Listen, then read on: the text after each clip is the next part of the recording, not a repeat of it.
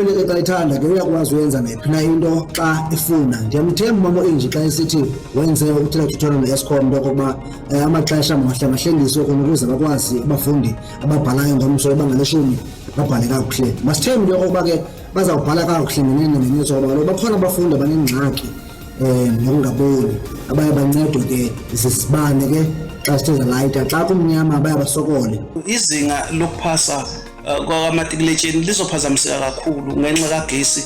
Lo gesi ohamba njalo ongazi ukuthi yini inkinga yawo ngempela ungalungi, uhamba nangeyikhathi la okungafanele ngabe uhamba khona. Ngethemba lokubana uEskom uyakwenza konke okusemandleni okubana ungabikho lo cimicimi now that i-exams zizawuqala zika grade 12, because into esiyifunayo into yobana abantwana bapase, kungathiwa umntana ofeyile ngenxa yombane ocimacimayo. Please, lento yagesi ibaluleke kakhulu kubafundi.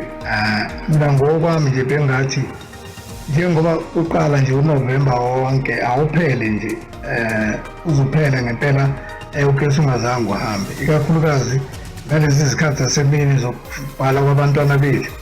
Emsasazi wami ndiyavuya kakhulu mama Ezi xa seyithethile no-Eskom kuba lokhu thina besizawuchaneka kuba ele xesha lofunda kakuhle lile lasebusuku ngoba besizawuchaneka u-Eskom xa izawucima umbane. Kufundeka kamandi ebusuku kaloku xa sekupholile wonke umuntu elele.